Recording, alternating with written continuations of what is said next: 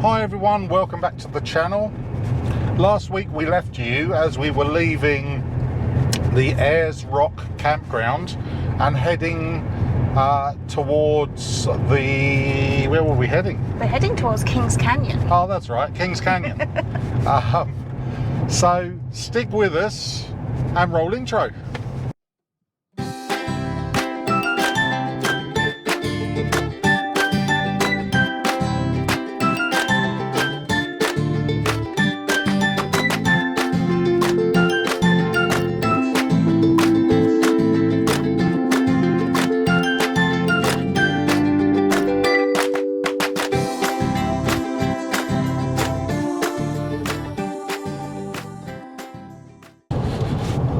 So we're well on our way to Kings Canyon, but we're coming past the George Gill ranges.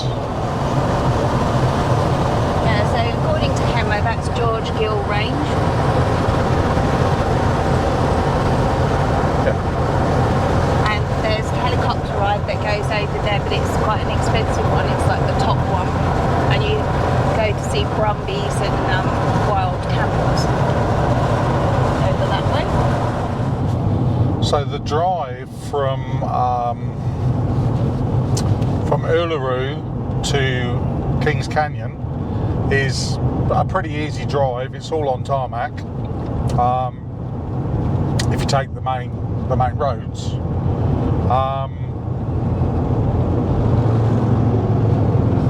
That one's going fast, darling. Yeah, I know. That makes a change. All the other There's a couple more motorbikes coming. So yeah, we've had some old classic motorbikes. There must be some sort of bike show going on in Kings Canyon, I guess. We've had a few classic bikes going very, very slowly, sort of 75, 80 k's an hour on a 100k road. And they're all together and bunched up and also riding two abreast, which makes it quite challenging to get past because they flag you through. Another one coming through. They flag you through, but I don't know how quickly they think your acceleration is when you're pulling a 3-ton caravan. Anyway, that's 2 through. But yeah, anyone doing this trip, the only thing I would say with the road is quite narrow and it's got quite big drop-offs on the side of the tarmac, and the tarmac in places is very narrow. So yeah, just watch your step really where you're driving. Just watch where you're driving. yeah, so we're only about half an hour from our campground now. Looking forward to seeing what Kings Canyon has to offer us, and we look forward to you coming on our little adventure with us. So we've pulled up at the Kings Canyon Resort, and Tanya is just sorting out our site. She's just coming back. So we're a bit like we've got a half reasonable site. I think the flies are probably insane, although, yeah, they are. See them buzzing around her head. So she's coming in. She'll probably bring some flies with her. Yeah, so we're here. I think we're here. So we've got to go around here, all the way up to the end, all the way around, and we're here. Alright, you better give me directions. You reckon you can manage that? So campground entry, so we're going in here, then turn left, and then follow it all the way around until we get to Craig Crescent. I think I'm going to need both hands on the wheel for this. Whilst Richard is editing videos for YouTube, I don't have anything to do with that. I thought I'd just take a quick walk around Kings Canyon Resort just to show you the campground. So this is our view. Kings Canyon in the distance. Dingoes come into the resort as well, so you have to be careful of those. That's our setup. So just take you for a little walk. It's a little bit breezy today. Heading for a high of 22, but beautiful sunshine. What more can you want on your holidays? They do lots of helicopter rides here as well. That's one going off over the canyon.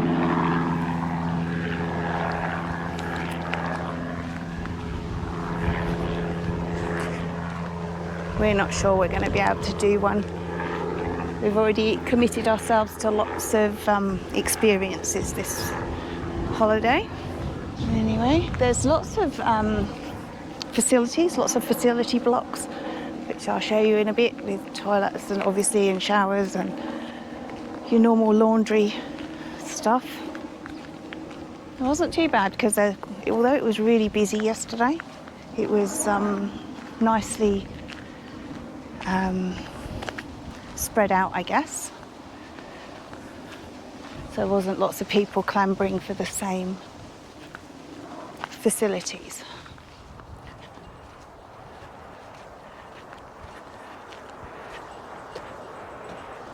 So here we are at the Sunset Lookout.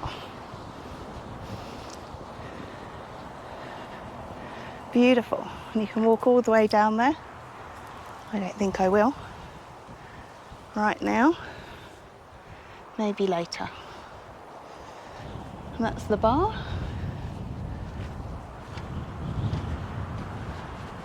It's just a stunning outlook. We can only see a little bit from our van, but this is beautiful. Okay, carry on. Over there is a cafe and bar. I can't say the service was amazing. Eating with flies was disgusting. All the doors were open. The care factor from staff was probably 0. There was lots of areas set up for groups indoors.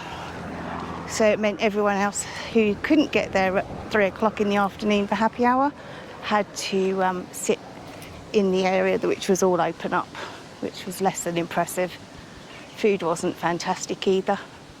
I'd probably rate them a 3 out of 5 maximum. Over here is a general store. The access is at the front and the servo's there as well.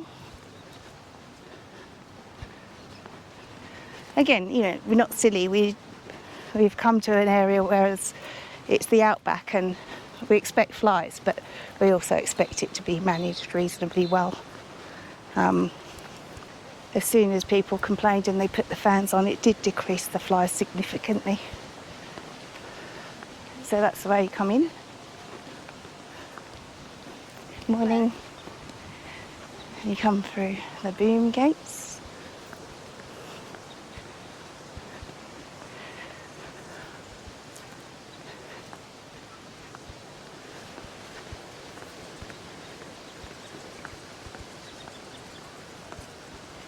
There's more cabins over there. And some unpowered, oh no, they are powered camp areas still. So we've come just outside Kings Canyon. This is Kathleen Creek that we're currently at.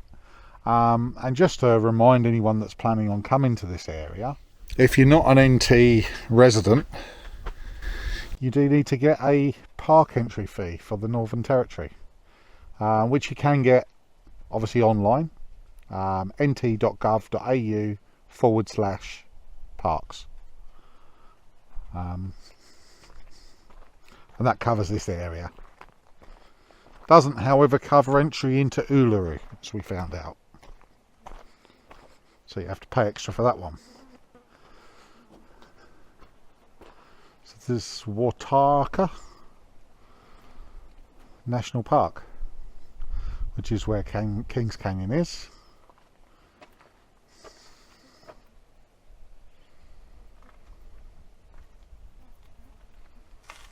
It's very fly, isn't it, my love?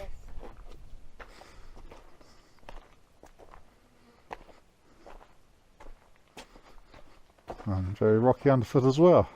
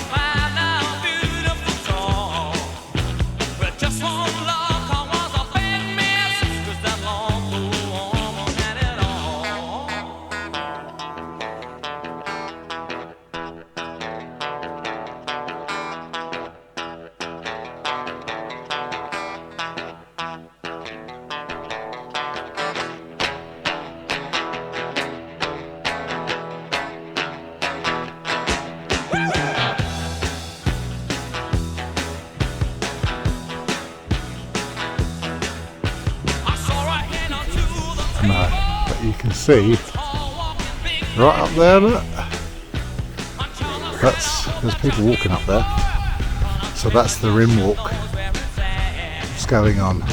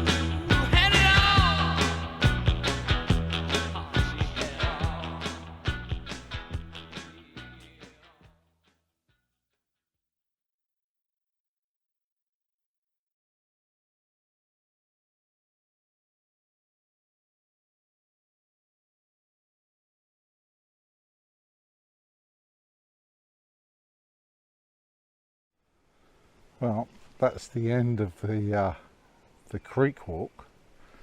Fairly easy, a little bit steppy in places. So obviously, when you're coming through this last section, you're walking actually through the creek, and there's a few steps there.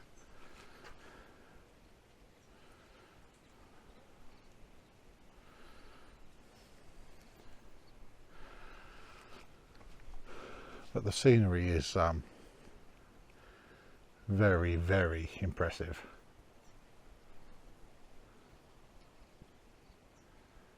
Yeah, worth the walk. Up there would be absolutely amazing. And it looks like the walk comes all the way round, say from here, you come up that very steep bit, then all the way around the rim, all the way around, all the way up here.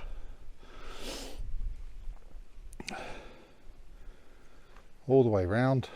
It looks like there's a little bridge across there, and then I'm guessing you come around and then back along this one. But yeah, my niece wouldn't handle it. I feel them now, so. Well, we made it to the very end of the creek walk, and there's a resting area here, so if you need it, there's an area to rest. Yeah. A bridge across, it's alright. Tyler's just spotted the bridge that goes straight across from one rock to the other up on the rim rock. Neither of us are particularly fantastic with heights, which is another reason why we didn't choose that one. Anyway, we're going to head back now. Alright, darling. Yep. Where are we? Oh, we're at the Kings Creek station. We are. And we're going to have something really exciting to do. Yeah, so let's just spin around, and you'll see behind us. Somewhere. There we go. That's what we're doing. Buggies. Sunset tour On a buggy. in buggies. So it should be fun. Yeah. Hoping to see some wild camels and some brumbies and maybe some wild cattle as well, because this is no longer a working station. So it's exciting. Shouldn't have eaten all the wild cattle. I would have. There we go. Ready to go. Mm. Flies as well. Oh, is this a sunset tour? And we're off.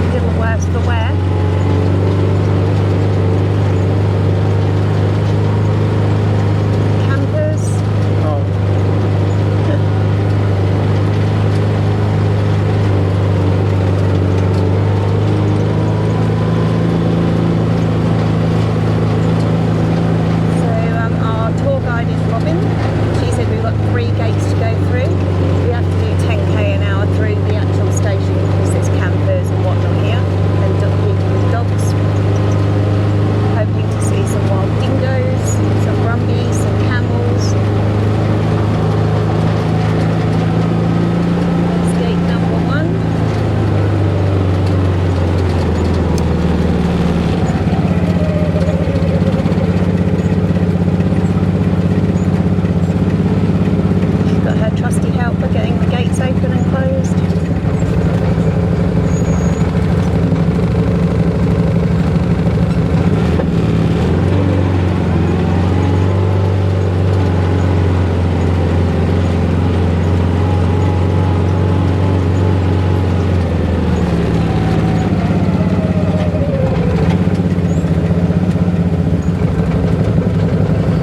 Some footprints in the sand.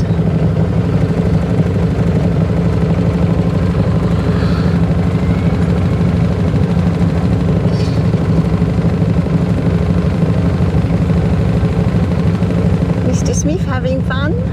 Yeah, got a bit of speed on this baby.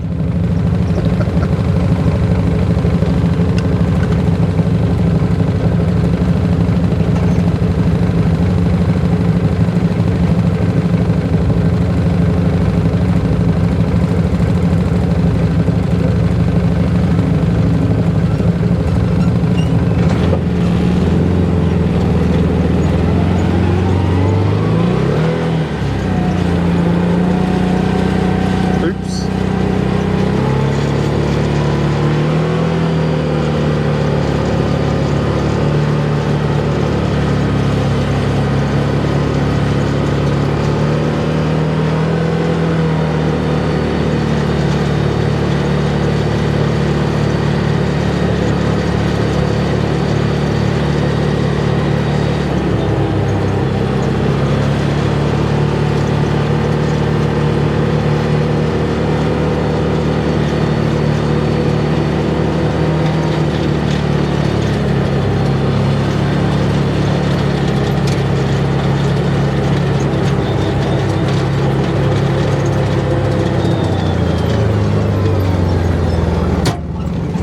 Your door open? Yeah, it went open. It opened. Was it open?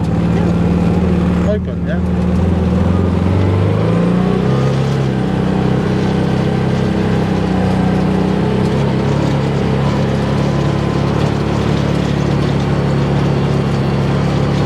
Safety first, door opened all on its own.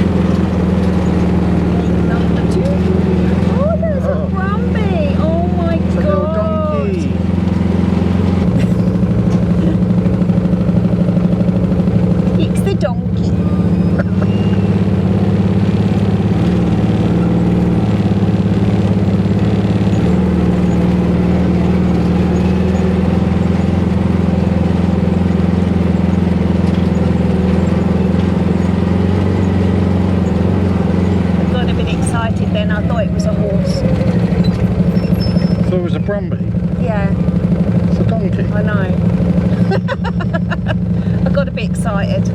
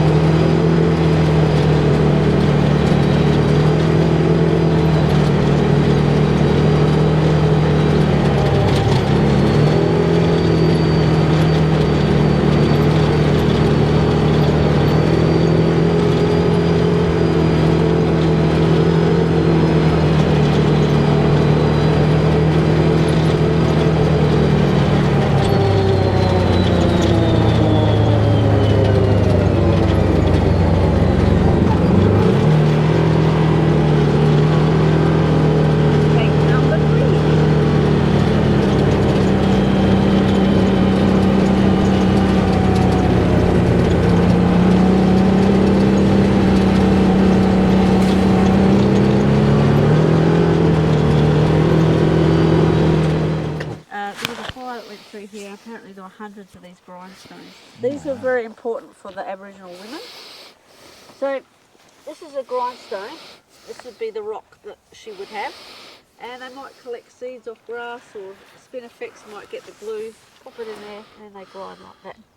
When they travel back through the country there, they would take that, turn that upside down. This woman here, she just liked to go this way. There's no right or wrong. When that woman passes, they have to smash the grindstone because they're very important. They're just for that one woman. You might wonder why, but these are all here. Well, they're not as nomadic anymore. They don't really roam the country. And maybe that tribe has died out, so they never came back through. So these were never smashed when those women passed. This stone here, they don't think is from this land as such, so maybe they traded that. It's like a quartz. But it is very sharp, so probably use that to cut, you know, kangaroo skin, or you can have a look if you like. It's quite sharp. They probably grinded it down. Might have been spear tips. But maybe there was no ochre here and there was ochre over there, and so they would trade different things for different things. But that's just an example of what they might have used those for. But it is sharp. You could cut something with that for sure. Isn't it? Circle could mean waterhole or significant site, but I'll show you some ones up here. So how old would these be? Well, they could be up to 40,000 years Oh old. my lord. So there's a load of circles here. There's a big, yeah, all the circles there. It comes up a lot better on camera than the naked eye. And some more there. From here. There's kangaroo feet there. I don't want to step on any, I'm just being mindful. These are kangaroo paws. Oh yeah. So anything that's sort of that shape like 3 lines. So that's kangaroo. This is emu. Oh yeah, looks like an emu foot. I mean, it's probably hundreds of them, to be fair. That's some of them. So the emu one there. Significant site emu. There's another emu somewhere. I'm trying to find them. These ones there. Kangaroo. Alright, yeah. I'll show you. See, look, they're just everywhere. Loads of it, isn't it? I say don't step on them, and they're not. Once they're gone, you know. Yeah. But the women's birthing site's a good one. It's just up here. I should imagine the water erosion would be probably a lot more harmful, wouldn't it? Probably. But they've done pretty well when you consider how old they are. Well, that's true. So there's a baby's foot. And a circle, so that means significant site, women's birthing site. Oh, cute. Oh yeah.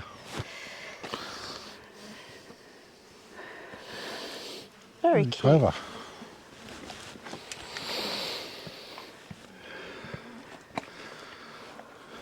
So if What's that, Robin? I'll tell you in a minute. Oh, sorry. You're right. No, that's all right. That's the women's birthing site one. Baby's foot and significant site. So who found these? Ian. Did he? Yeah, so he's part Indigenous. His mum's an Aboriginal woman from Alice Springs. Yeah. So he's been throughout the whole land, hasn't he? So there's the baby's foot. And the circle, that's women's birthing site. And just behind you, just behind the foot in here. That's cool, isn't it? Yeah. Significant one because the circle means significant site. 3 circles. Uluru, Kakadu, King's Canyon. oh yeah. So that's that one. So this is where it all started. So 1981 was when Ian and Lynn came here. It was vacant Crown land. And when Ian first came here, it was just tarpaulin between the trees. And Lynn said she wasn't moving out full time unless there were walls on the building and a toilet. And there is a toilet over the way there. So she got her wish. But they were self-taught. Ian especially was a self-taught man, so everything that happened here he did. He learned how to do. And sometimes hard ways, and it would have been a tough life. So the floor, for instance, was all handmade by Ian. He did dig for a bore, I believe, but the water was no good. That's a kerosene fridge. All the poles in those cattle yards that we drove past, there's a mine site further on. Anything they threw out, he collected and put together and made cattle yards and gates and the house. So there were no Bunnings back then. There was no shops. Everything was, and he probably didn't have the money either to buy stuff or to get contractors in to do it. So everything was done. You know, he learned. He put power in over there. You can see a little power point that would have been run by a generator. And there was a bathtub here. They had 3 children, and the first week the kids were in the bathtub and they carried on a bit, and he just thought that they were bush kids that didn't like having a bath. It wasn't until Lynn got in at the end of the week that she wasn't happy either, because he didn't learn he had to earth power to the house. Oh, it was live. So that's how you learn your lessons out here, isn't it? You live, you learn. Anyway, no one died, so that was all good. But that over there was a bale shed. That was a schoolhouse.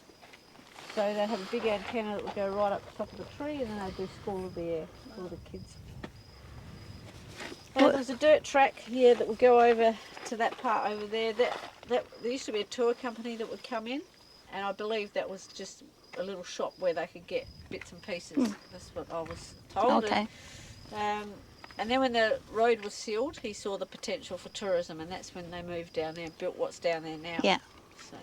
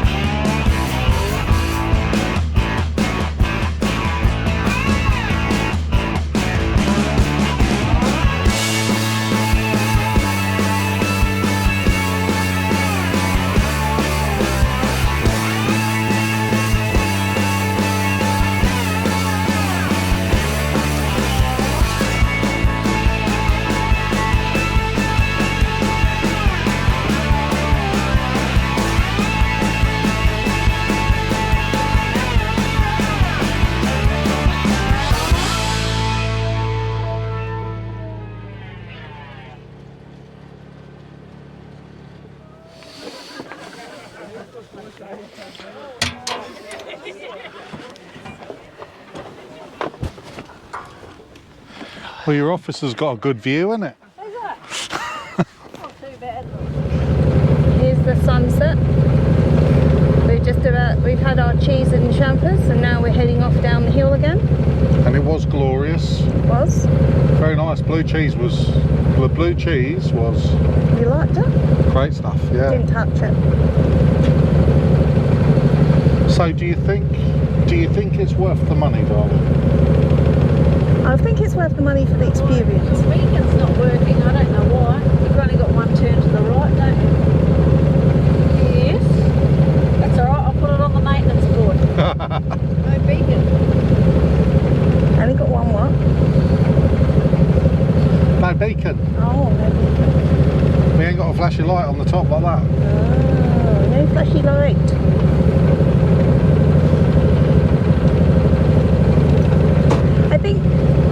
I do think it's a bit pricey. However, is. I think it's worth spending it out for the experience.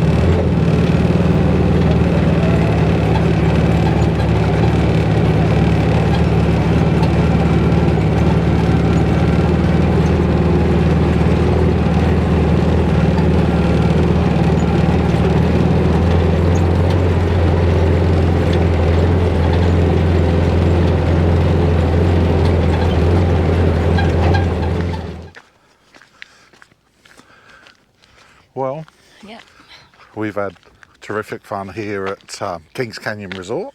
you have. We're going up for breakfast now. So I might get both of us out of cooking breakfast for at least once on the holiday. And plus the fact you get 30% off when you get here, and it'd be rude not to use it because everything else is so damn expensive here. So we feel like we're getting value for money if we get our breakfast. So we're going to do that. Then we're heading off today. Now, we were planning on doing the Ernest Giles Road, but having spoken to locals, the feedback we've been given is It's not a I very good road. wouldn't tow a caravan on that road at the moment. So we're going to go the long way. Unfortunately, it does add a huge amount of distance to our trip to the next campground. 140 kilometres or About something. 2 hours. But I think erring on the side of safety, we've still got a long way to go, and we don't really want to destroy the caravan. So if you've enjoyed this episode, please click the thumbs up, give us a like. Subscribe to the channel. It costs you nothing, but it really does help us. We're so close to that 1,000 now. We are, so every subscription helps us. And share the video. Click the bell icon, and that way you can follow our travels as we travel through the centre of Australia. And we'll catch you on the next one. Take care, guys. See you later.